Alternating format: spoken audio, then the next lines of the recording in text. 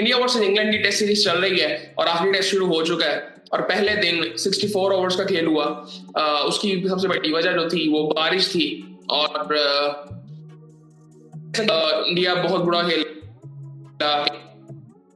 England अभी I think कहा सकता है क्योंकि बारिश अगर हुई है और आउटफील्ड स्लो था और वो ऐसी कंडीशन सूट करती हैं। सो इस वक्त अगर देखें तो 204 पे 6 आउट है और किसी हद तक कह सकते हैं शायद के लिए दिन बेहतर था, लेकिन अगर इंडिया को इस मैच में रहना है तो एटलीस्ट उनको 300 रन यहाँ पे करने पड़ेंगे, वरना उनके लिए काफी मुश्किल हो जाएगा क्योंकि उनके लिए ये मैच जीतना बहुत जरूरी है ताकि वो सीरीज को बराबर कर सके, वरना वो ये सीरीज हार जाएंगे अगर बराबर भी होता है तो। इंडिया को यहाँ पे ये देखना कि उनकी जो अप्रोच पहले मैचेस में रही है डिफेंसिव, वो यहाँ पे ना हो, क्योंकि अगर यहाँ पे भी रहेगी तो उसका कोई फायदा ही नहीं है। आप मैच हार जाओगे, यहाँ बराबर भी करोगे तो आप सीरीज हार। तो स्कोर कार्ड पहले आपको बता दो। स्कोर कार्ड जायसवाल 2 रन बना के आउट हुए, केएल राहुल ने 14 रन बनाए, साई सुदर्शन ने 38 रन बनाए, गिल रन आउट हुए। समझ नहीं आई क्यों उन्होंने वो रन लेने की कोशिश की।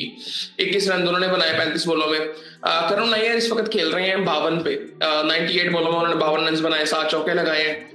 वो इस वक्त क्रीज पे है। रविंद्र जडेजा 9 रन बना के आउट हुए। ध्रुव जुरैल ने 19 रन बनाए, वो भी आउट हो चुके हैं। और वाशिंगटन सुंदर ने 19 रन बनाए, वो भी क्रीज पे हैं उनके साथ, करुण नायर के साथ। सो अभी ये दोनों बैट्समैन मतलब प्रॉपर बैट्समैन है।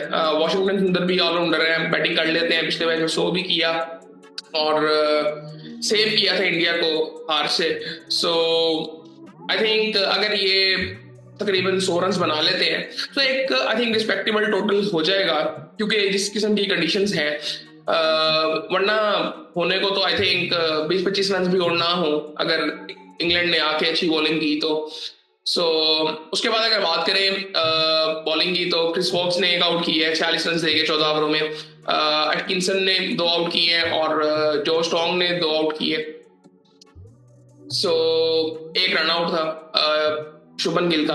सो इसमें यहाँ पे अब इस वक्त जो मुझे लगता है कि अगर इंडिया को ये मैच जीतना है तो उनको सबसे पहले तो डिफेंसिव अप्रोच ही रखनी, क्योंकि बारिश होती रहेगी और इंडिया के लिए मुश्किलें बढ़ती रहेगी, क्योंकि इंडिया उस तरह से मतलब उनकी अप्रोच रही नहीं पूरी सीरीज में कि वो मैच जीतने की तरफ जाएं।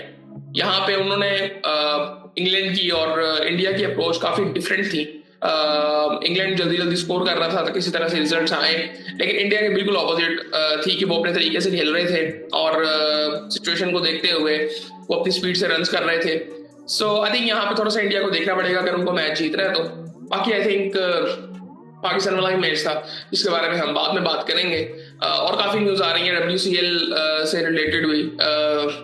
पाकिस्तान सेमीफाइनल से फाइनल में खुद ही पहुंच गया क्योंकि इंडिया ने वॉकआउट दे दिया, लेकिन उसमें भी काफी बातें थी। मतलब इंडिया सेमीफाइनल में कैसे पहुंच गया। इंग्लैंड ने भी बाद में आई थिंक थोड़ा शोर डाला क्योंकि उनको तब पता चला कि वो जो 1 पॉइंट पाकिस्तान को मिला था और इंडिया को भी मिल गया था, जो कि इंडिया ने पहले वॉकआउट दिया था पहले मैच से भी, वो 1 पॉइंट किस वजह से इंडिया को मिला था उसकी कोई सेंस नहीं बनती थी। सो वो अगर 1 पॉइंट ना मिलता इंडिया को तो इंग्लैंड यहाँ पे इस वक्त सेमीफाइनल में होती पाकिस्तान के साथ। सो खैर ये चीज हुई नहीं। बिल्कुल इस सीरीज ये जो टूर्नामेंट हो रहा है इसकी कोई सेंस ही नहीं बन रही और सारा आई थिंक यहाँ पे ना आई थिंक मुझे लगता है कि इंडिया और ज्यादा बदनाम हो रहा है, सिर्फ इस लिहाज से नहीं हर तरह से, क्योंकि आप कहीं पे भी देखें इस तरह की बातें मतलब इंडिया की तरफ से होती हैं जिसकी कोई सेंस नहीं बनती, कोई लॉजिक नहीं है। सो आई थिंक वो पूरा टूर्नामेंट खराब इनकी वजह से हुआ है। पाकिस्तान टॉप पे है, पाकिस्तान इस वक्त फाइनल में है, उधर से 1 रन से सिर्फ जो है वो साउथ अफ्रीका भी जीत गया ऑस्ट्रेलिया से 1 रन से। सो वो साउथ अफ्रीका और पाकिस्तान का फाइनल भी होगा। सो खैर उसके बारे में देखेंगे फाइनल के बाद बात करेंगे। फाइनल होगा जब आज है या कल है मेरे ख्याल से। सो फिर उसके बारे में बात करेंगे थोड़ी सी, लेकिन ये सूरत हाल थी। बाकी फिर आपसे बात होती है।